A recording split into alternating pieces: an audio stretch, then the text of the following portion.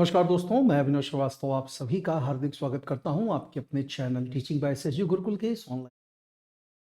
और आज हमारी आपकी बातचीत इस टॉपिक पर होनी है। निश्चित रूप में ये जंतु जगत के सबसे बड़े फाइलम में से एक है और शायद आप पीछे तस्वीरें देख करके ये अंदाजा भी लगा चुके होंगे कि हम लोग आज किस एक टॉपिक पर बात करने, यानी अपने इन शॉर्ट वीडियोस की श्रृंखला में हम लगातार जंतु विज्ञान और वनस्पति विज्ञान यानी जूलॉजी और बॉटनी दोनों से इंपॉर्टेंट टॉपिक्स आप सबके लिए नए नए और रचनात्मक तरीकों के साथ बहुत ही कम समय में एक फास्ट ट्रैक रिवीजन के लिए उपलब्ध करा रहे हैं। और मैं उम्मीद करता हूं कि एसएसजी गुरुकुल का ये इनिशिएटिव आपके लिए निश्चित रूप में लाभदायक और फायदेमंद हो। चलिए दोस्तों, बातें करते हैं अपने इस फाइलम के बारे में जिसे हम लोग मोलस्का के नाम से नाम देख सकते हैं आप लोग। बात हो रही है यहाँ पर दोस्तों मोलस्का फाइलम की, और यहाँ जितने जीव आपको दिख रहे हैं ये सभी इसी एक फाइलम से बिलोंग करते हैं, यानी कि फाइलम मोलस्का से। सबसे पहली बात तो ये कि यहाँ पर फाइलम मोलस्का की जब हम लोग बात करते हैं दोस्तों, तो इसका शाब्दिक अर्थ समझना जरूरी है। तो शाब्दिक अर्थ क्या है इसका, देख सकते हैं। इसका जो शाब्दिक अर्थ दिख रहा है आपको वो है कोमल शरीर वाले जीव। ठीक है, इसकी बात हो रही बेटा।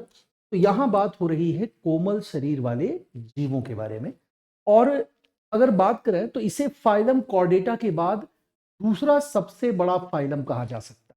तो ये जैसा मैंने स्टार्टिंग में ही बताया कि जंतु जगत के सबसे बड़े फाइलम्स में से एक है, संघों में से एक है। तो इसे हम फाइलम कॉर्डेटा के बाद सेकेंड लार्जेस्ट फाइलम के रूप में भी जानते हैं। इस संघ के जीवों में दोस्तों अगर प्रजातियों की बात की जाए तो प्रजातियों की संख्या लगभग 85,000 तक है, यानी 85,000 तक प्रजातियां इस संघ में पाई जाती हैं। लेकिन इनकी जो सबसे इंपॉर्टेंट विशेषता है, इनका जो मेन कैरेक्टरिस्टिक है वो है दोस्तों इनके कोमल शरीर को सुरक्षा प्रदान करने के लिए उस पर मौजूद एक खोल, जिसे हम कैल्शियम कार्बोनेट के रूप में देखते हैं। तो इसे आप शेल कह लीजिए, खोल कह लीजिए, इसी की बात हो रही है। तो ये इसकी सबसे बड़ी विशेषता होती है दोस्तों, यानी इस पर पाया जाने वाला इसका कैल्शियम कार्बोनेट का जो शेल होता है। आगे देखें कि इस फाइलम के जीवों की जो उपयोगिता है दोस्तों, वो मुख्यतः समुद्र तटीय देशों में भोजन के रूप में भी ये प्रयोग किए जाते हैं। इसकी कुछ प्रजातियां ऐसी हैं दोस्तों जिनमें मोती का निर्माण करने की क्षमता पाई जाती है। जैसे आप लोग नाम सुना होगा आपने पिंक टाडा वल्गैरिस का, बहुत ही ज्यादा चर्चा में रखता है। पिंक टाडा वल्गैरिस के बारे में अक्सर आपने कई क्वेश्चन देखे होंगे, सॉल्व भी किया होगा आपने। तो वो इनकी सबसे बड़ी विशेषता होती है। उसके अलावा बायोडाइवर्सिटी के हिस्से के रूप में भी हम लोग फाइलम मोलस्का के जीवों की पहचान कर सकते हैं। आइए बात करते हैं इनके हैबिटेट के बारे में, यानी इनके आवास के बारे में कि मुख्यतः कहाँ पाए जाते हैं, किस तरह के वातावरण में इनकी उपस्थिति देखी जा सकती है।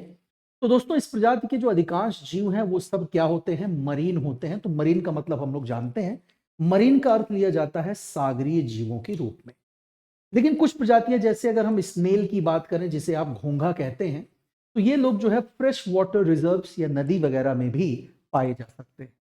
बॉडी स्ट्रक्चर की बात कर लेते हैं, इनके शारीरिक संरचना की। तो इनकी जो शारीरिक संरचना है दोस्तों, ध्यान रखना है, इनमें ऑर्गन सिस्टम लेवल पाया जाता है, यानी ऑर्गन लेवल पर जो है तंत्र इसमें उपस्थित होता है। और इनका जो शरीर है उसमें जो इंटरनल ऑर्गन्स होते हैं, जो आंतरिक अंग होते हैं, वो पूरी तरह से विकसित होते हैं, डेवलप होते हैं।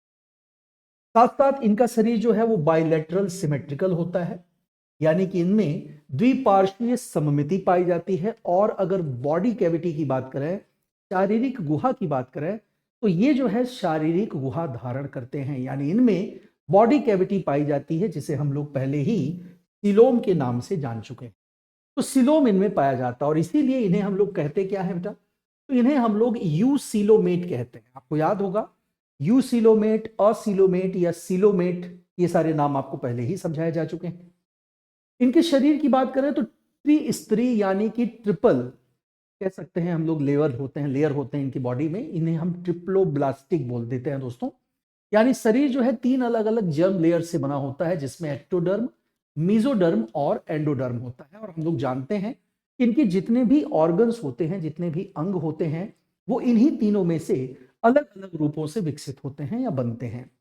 इस फाइलम की एक और खास बात है दोस्तों कि इस फाइलम के जो जीव होते हैं उनका शरीर सेगमेंटेड नहीं होता है। मतलब ये कैसे होते हैं, अनसेगमेंटेड बॉडी वाले जीव के रूप में भी हम इन्हें पहचान सकते हैं।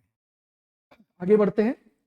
अब जैसा मैंने बताया कि इनमें शारीरिक संरचना होती है और ऑर्गन लेवल का सिस्टम इनमें पाया जाता है। तो इसमें हेड एंड फुट भी होता है।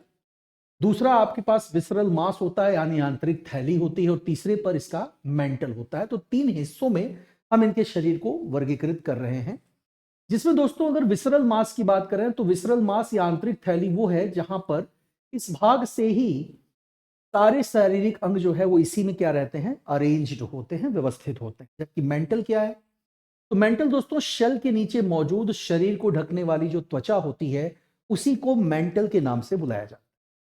चलिए सर्कुलेटरी सिस्टम भी देख लेते हैं, यानी बात कर लेते हैं इनके परिसंचरण तंत्र के बारे में। तो क्या ये कहा जाए कि इनमें परिसंचरण तंत्र पाया जाता है? जी हाँ दोस्तों, इनमें परिसंचरण तंत्र पाया जाता है, यानी इस फाइलम के अधिकांश जीवों में हमें खुला परिसंचरण देखने को मिलता है, यानी ओपन सर्कुलेटरी सिस्टम इनमें नजर आता है। लेकिन कुछ विशेष वर्ग के जीव, जैसे अगर बात करें सिफेलोपॉड की, तो सिफेलोपॉड का जो ऑक्टोपस होता है और जो स्क्विड होते हैं, इन सब में क्लोज सर्कुलेटरी सिस्टम हमें देखने को मिल सकता है। रेस्पिरेशन की बात करें, श्वसन की दोस्तों, तो याद रखिएगा इनमें श्वसन के लिए स्पेसिफिक अंग जो है वो मौजूद होते हैं। विशेष प्रकार के अंग फाइलम मोलस्का के जीवों में पाए जाते हैं, जिन्हें गिल्स या टीनिडिया भी कहा जाता है, या फिर पल्मोनरी सैक या एयर सैक जैसे ऑर्गन्स इनमें रेस्पिरेशन के लिए पाए जाते हैं, मौजूद होते हैं। क्योंकि ये जीव पानी में रहते हैं, तो पानी में रहने वाले जितने भी जीव होते हैं वो टीनिडिया का यूज करते हैं दोस्तों। लेकिन जो जीव धरातल पर रहते हैं उनको हम लोग पल्मोनरी सैक की सहायता से श्वसन करते हुए देख सकते हैं। आगे बढ़ते हैं, रेस्पिरेशन पर थोड़ी चर्चा और, जैसा मैंने यहां पर बता ही दिया ये सारी बातें। तो अब इसमें यहां एक छोटा सा तस्वीर मैं आपको दिखा रहा हूं, जहां पर ये मेंटल कैविटी की बात ये किनारे किनारे की जा रही है, ये भी मैंने बता दिया था आपको। मेंटल आप जान ही रहे हैं, पल्मोनरी सैक, ये जो स्ट्रक्चर आपको नजर आ रहा है ये इसका पल्मोनरी सैक है दोस्तों, और इसे कहा जाता है ऑस्फ्रिडियम। ठीक है, और यहां पर आप देख सकते हैं आंखें नजर आ रही, जबकि माउथ अपर्चर सामने फ्रंट की ओर है, और ये दोनों स्ट्रक्चर जो हैं ये टेंटिकल्स के रूप में दिखाई दे रहे हैं। ठीक है, तो ये पाइला का एक नॉर्मल रेस्पिरेटरी ऑर्गन सिस्टम है, जो इस तस्वीर के माध्यम से आपको समझ में आ रहा होगा। अब टिनिडिया की बात हो रही है दोस्तों, तो याद रखिए कि टिनिडिया की जो संरचना होती है वो कैसी होती है। तो टिनिडिया की संरचना पंखुड़ीदार होती है, जो मेंटल कैविटी के भीतर ही मौजूद होता है। तो टिनिडिया कहां मौजूद होता है बेटा, तो याद रखना है टिनिडिया जो होता है वो इसके मेंटल कैविटी के भीतर ही मौजूद होता है। और ये कितने प्रकार का होता है, तो टिनिडिया को हम दो प्रकारों में वर्गीकृत कर सकते हैं। कौन कौन से? पहला होता है दोस्तों, इसे कहा जाता है, देख सकते हैं आप लोग, कि डाइपेक्टिनेट। ठीक है, और दूसरा होता है मोनोपेक्टिनेट। तो ये जो डाइपेक्टिनेट है, कहा जाता है कि जब ये मेंटल कैविटी में दोनों ओर मौजूद होगा तो आप इसे डाइपेक्टिनेट कहोगे, और अगर ये इसकी शाखा एक ही ओर मौजूद होगी तब आप इसे मोनोपेक्टिनेट के नाम से बुला सकते हैं। दरअसल पानी जो होता है दोस्तों वो सबसे पहले मेंटल कैविटी में ही एंटर करता है, प्रवेश करता है, और फिर टिनिडिया से जब ये होकर गुजरता है तो उस दौरान टिनिडिया इसमें मौजूद ऑक्सीजन या कार्बन डाइऑक्साइड का एक्सचेंज करता है, उसका आदान प्रदान कर लेता है। अब यहां पर आपके सामने तीन नाम और नजर आ रहे हैं। अगर सिफेलोपोडा की बात करें तो सिफेलोपोडा में दोस्तों याद रखना है कि इसमें एक जोड़ी गिल्स पाए जाते हैं जो बहुत ही डेवलप्ड होते हैं। पहली साइपोडा या जिसे बाइवेल्विया कहते हैं, इसमें बात करें तो इसमें टिनिडिया जो होता है वो मौजूद होता है, और आकार में बड़े भी होते हैं और अत्यधिक कॉम्प्लेक्स स्ट्रक्चर उनका होता है, जटिल स्ट्रक्चर होता है। और स्कैफोपोडा की बात करें तो इसमें मेंटल कैविटी ही श्वसन का कार्य करती है। अब आ गए हैं हम लोग यहां पर बात करने के लिए रिप्रोडक्शन सिस्टम के बारे में मोलस्का फाइलम के। दोस्तों मोलस्का फाइलम में जो रिप्रोडक्शन होता है वो ध्यान रखिएगा, अधिकांश जो मोलस्क होते हैं वो कैसे होते हैं, डायोसियस होते हैं, यानी इनमें नर और मादा जननांग दोनों अलग अलग विकसित होता है। ठीक है, अब लेकिन अगर गैस्ट्रोपोडा वर्ग की बात करें तो गैस्ट्रोपोडा वर्ग के जीव जो होते हैं दोस्तों वो मोनोसियस होते हैं। कैसे होते हैं? मोनोसियस होते हैं, जिन्हें हम लोग हर्मोफ्रोडाइट भी कहते हैं, जिसमें एक ही जीव में दोनों प्रकार के प्रजनन अंग पाए जाते हैं। इनमें एक जोड़ी पेयर यानी गोनैड्स होते हैं। किस चीज के? गोनैड्स हम लोग जनन ग्रंथियों को कहते हैं दोस्तों, जो हृदय को घेरे रखने वाली झिल्ली जिसे हम लोग कहते हैं पेरिकार्डियम, मनुष्यों में भी होता है ये, वहीं पर ये मौजूद होते हैं, उसी के पास मौजूद होते हैं। और इसी से निकलने वाली जो ट्यूब्यूल्स लाइक स्ट्रक्चर होती हैं वो किससे जुड़ी होती हैं? वो नेफ्रीडिया से जुड़ी होती है, जो कि उत्सर्जन से संबंधित कार्य करता है। यहां पर आप तस्वीर देख पा रहे हैं, ये तस्वीर, ये जो स्ट्रक्चर आपको नजर आ रहा है ए वाला, ये दोस्तों मेल रिप्रोडक्टिव सिस्टम है। और दूसरा जो फिगर आप देख सकते हैं यहां पर बी वाला, ये फीमेल आपका जेनाइटल सिस्टम है, जो मादा प्रजनन तंत्र है। जबकि तीसरी तस्वीर में मैंने दो चीजें आपको दिखाई हैं, दो फिगर आपको नजर आ रहे हैं, 1 2 3 में। इसमें से जैसे सी वाले की बात करें तो ये क्या है? ये स्पर्म्स हैं, और स्पर्म्स दो तरह के होते हैं इसके मोलस्का में। एक होता है यूपायरीन और एक होता है दोस्तों ओलिगोपायरीन। कैसा होता है? एक यूपायरीन होता है और एक ओलिगोपायरीन होता है। ठीक है, ये दोनों बातें याद रखिएगा। आगे बढ़ते हैं, फर्टिलाइजेशन की बात करें तो इनका जो फर्टिलाइजेशन होता है वो भी दो तरीकों से होता है। एक इंटरनल फर्टिलाइजेशन भी होता है और दूसरा एक्सटर्नल फर्टिलाइजेशन भी हमें इनमें देखने को मिलता है। अगर इंटरनल फर्टिलाइजेशन की बात करें तो फाइलम मोलस्का के किस वर्ग में हमें इंटरनल फर्टिलाइजेशन दिखेगा? तो ये दिखता है दोस्तों सिफेलोपोडा में। जबकि एक्सटर्नल कहां दिखेगा? एक्सटर्नल दिखता है पैलीसाइपोडा में, जिसी को हम लोग बाइवेल्विया के नाम से भी जानते हैं। डेवलपमेंट की बात करें तो इनका जो डेवलपमेंट होता है वो डायरेक्ट या इनडायरेक्ट दोनों तरीकों से हो सकता है।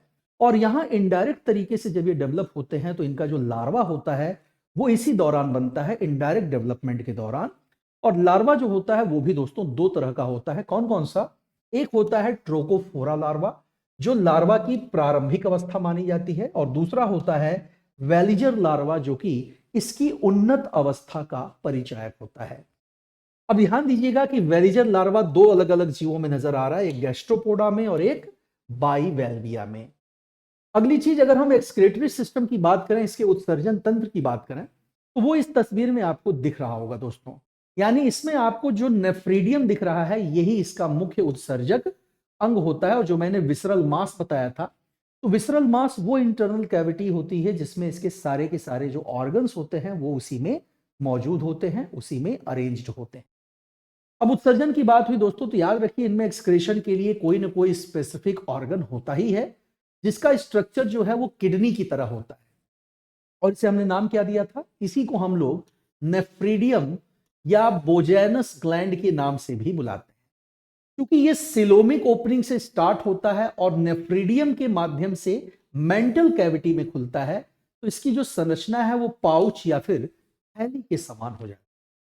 आगे बढ़ते हैं दोस्तों, अगर बात करें क्लासेस ऑफ फाइलम मोलस्का की, तो ये भी एक बहुत इंपॉर्टेंट पॉइंट है। क्लासेस क्या क्या है फाइलम मोलस्का के? तो ये ध्यान रखिएगा, 7 अलग अलग क्लासेस में इन्हें हम वर्गीकृत कर सकते हैं। कौन कौन से बेटा? तो पहला है आपका मोनोप्लैकोफोरा, दूसरा है पॉलीप्लैकोफोरा, तीसरा है स्कैफोपोडा, चौथा गैस्ट्रोपोडा, पांचवा पेलिसाइपोडा या बाइवेल्विया, छठा आप देख रहे हैं सिफेलोपोडा, और सातवां है आपका एम्फीन्यूरा। तो 7 अलग अलग क्लासेस में हम फाइलम मोलस्का को क्लासिफाई कर सकते हैं। अब इन्हीं की हम बात चलिए तेजी से कर लेते हैं। जैसे मोनोप्लैकोफोरा की क्या खासियत होती है? तो मोनोप्लैकोफोरा जो होता है, मोनो मतलब एक, और प्लैकोफोरा शब्द ये कवच या प्लेट के लिए यूज किया जाता है। यानी कि ये जो जीव होते हैं वो गहरे समुद्रों में पाए जाते हैं, यानी ये डीप मरीन जीव होते हैं। और इनका जो शरीर है वो ट्रिप्लोब्लास्टिक होता है। शरीर 3 स्तरों से बना हुआ है, और आप जानते हैं तीनों स्तर एक्टोडर्म, मेसोडर्म और एंडोडर्म होते हैं। पैरों की बात करें तो इनमें रेंगने वाले पैर होते हैं, जिन्हें हम लोग क्रीपिंग फूट कह करके बुला सकते हैं। जबकि इनमें नेफ्रीडिया या गिल्स की बात करें तो कई नेफ्रीडिया या गिल्स पाए जाते हैं, जिनका इस्तेमाल ये उत्सर्जन और श्वसन जैसे कार्यों के लिए करता है। इनमें रेडुला उपस्थित होता है। तो रेडुला एक्चुअल में दांतों के समान संरचना होती है दोस्तों, और महीन दांतों की इस पट्टी को ही हम रेडुला कहते हैं। और जैसा मैंने बताया था कि ये डायोसियस होते हैं, यानी इनमें नर और मादा दोनों ही डिफरेंट डिफरेंट पाए जाते हैं। अब यहां पर अगर बात हो रही है मोनोप्लैकोफोरा की, तो इन्हें मोलस्का तथा एनेलिडा के बीच की भी कड़ी कहा जाता है। ये भी एक बहुत ही इंपॉर्टेंट क्वेश्चन है। जबकि नियोपिलिना, जिसे लिविंग फॉसिल कहते हैं, जिसकी खोज 1952 में की गई थी, वो मोनोप्लैकोफोरा का एक एग्जाम्पल बन जाता है। पॉलीप्लैकोफोरा को देख लेते हैं दोस्तों। जो यहां पर पॉलीप्लैकोफोरा है, यहां पॉली शब्द का मतलब अनेक से है और प्लैकोफोरा का मतलब सीधे तौर पर कवच। जहां पर इनकी संरचना अनेक कवचों या अनेक प्लेटों से मिलकर बनती है। तो यहां पर ध्यान दें कि इनकी पीठ पर आपको 8 प्लेटें मिल जाएंगी और ये सारी आपस में मिल करके जुड़ करके इन्हें सुरक्षा प्रदान करने का काम करती हैं। दूसरी बात कि ये छिछले समुद्रों में पाए जाते हैं, शैलो वाटर में पाए जाते हैं और शैलो वाटर में ये चट्टानों से चिपके रहते हैं। शरीर इनका मस्कुलर होता है, पेशीय होता है, चौड़ा और बड़ा पैर भी इनमें पाया जाता है जो इनकी खासियत होती है दोस्तों। और इनके शरीर पर किनारे की तरफ जो है वो मेंटल मौजूद होता है, जबकि शरीर में दोनों तरफ आपको गिल्स और नेफ्रिडिया दोनों मिल जाएंगे। इनमें अगर रेडुला की बात करें, रेडुला मैंने बता ही दिया था, महीन दांतों की पट्टी होती है। तो ये रेडुला की सहायता से चट्टानों पर जमी शैवाल को ही खरोच करके खाते रहते हैं, यानी इसी से ये अपना पोषण प्राप्त करते हैं। और ये भी डायोसियस होते हैं और इनमें प्रजनन जो होता है वो वाय होता है। एग्जाम्पल की बात करें तो काइटोन जो है वो इसका सबसे अच्छा एग्जाम्पल है। स्कैफोपोडा देख लेते हैं भैया। स्कैफोपोडा की बात करें तो इनके पैर कैसे हैं, वो नाव के समान है। कैसे हैं बेटा?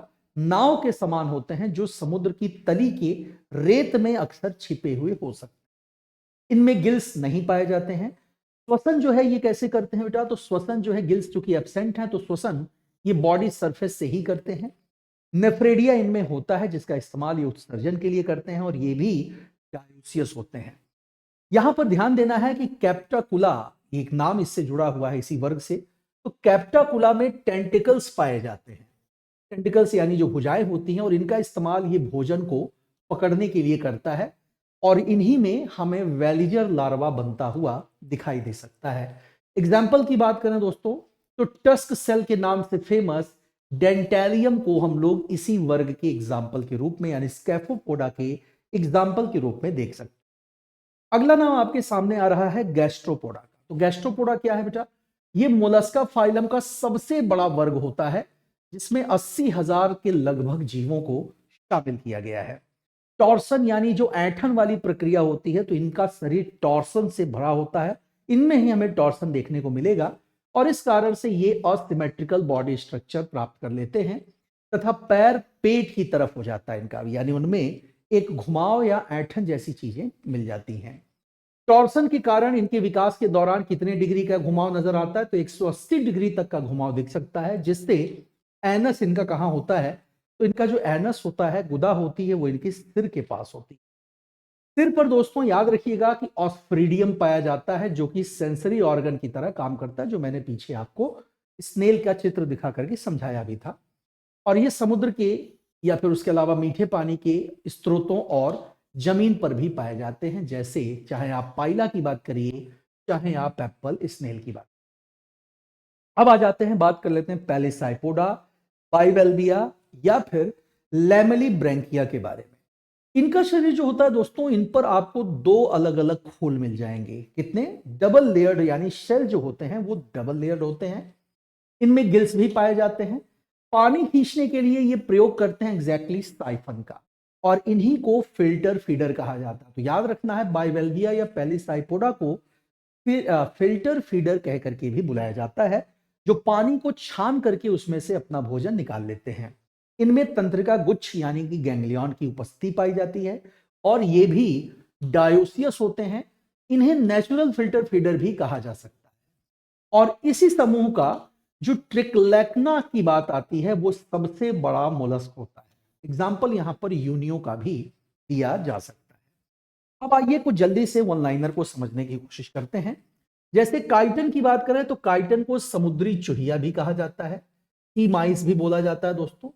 सिप्रिया को बात करोगे तो सिप्रिया को ही हम कौड़ी या कौरीस के नाम से भी बुलाते हैं। एप्लीसिया को समुद्री खरगोश यानी सी हेयर कहा जाता है। डोरिस को समुद्री नींबू यानी सी लेमन बोलते हैं। इयोलिस को समुद्री स्लग यानी सी स्लग भी कहेंगे और कुंडलिनी या हेलिक्स को गार्डन स्नेल के नाम से भी बुलाया जाता है। मिटिलस को हम क्या कहते हैं? सी मसल या समुद्री शंभू कहते हैं। पिंक टाडा, जिसका मैंने पहले ही नाम लिया, पिंक टाडा वल्गैरिस जो है, ये इंडियन पर्ल ऑयस्टर होता है जिससे हमें मोती प्राप्त होता है। लॉलिगो को हम स्क्विड भी कहते हैं, जो काफी बड़े साइज के हो सकते हैं दोस्तों। और अष्टभुजा अर्थात ऑक्टोपस को श्रिंग मीन या डेविल फिश के नाम से भी बुलाया जाता है। सीपिया को आप क्या कहते हो? सीपिया को आप कटल फिश कह देते हो बेटा। और इनके शरीर में हमें इंक सैक मिलता है, जिसका इस्तेमाल कई बार वो अपनी सुरक्षा के लिए, अपने दुश्मन को अंधा बनाने के लिए भी करते हैं। एंड मोलस्का के कवच के अंदर जब भी कभी कोई बाहरी पदार्थ या कण आ जाता है तो ये उसके चारों तरफ एक पदार्थ का सिक्रेशन करते हैं और इससे ये कण पूरी तरह से घिर जाता है और इसी कण को आप क्या कहते हो? मोती कहते हो। तो मोलस्का के कवच में जानबूझकर कण डाल करके मोती तैयार करने का भी काम होता है और इस काम में जो देश फिलहाल अग्रणी है वो है आपका जापान। लेकिन 1990 के दशक में चाइना में भी इस तरह के कार्य शुरू हुए और फिलहाल चाइना ने इस समय जापान से ज्यादा प्रगति कर। तो ये सारी बातें रिलेटेड रही दोस्तों फाइलम मोलस्का से। बहुत ही संक्षिप्त अपनी इस 20 मिनट की क्लास में मैं उम्मीद करता हूं कि आपको फाइलम मोलस्का और उसके अलग अलग वर्गों से जुड़े लगभग पर्याप्त जानकारियां मिल गई होंगी। तो अपने विचारों से, अपने ओपिनियन से मुझे परिचित जरूर कराइए अपने कमेंट्स के माध्यम से। तब तक के लिए अपना ख्याल रखिए। मिलते हैं किसी अगले वीडियो में ऐसे ही कुछ और बेहतरीन नॉलेज के साथ। नमस्कार।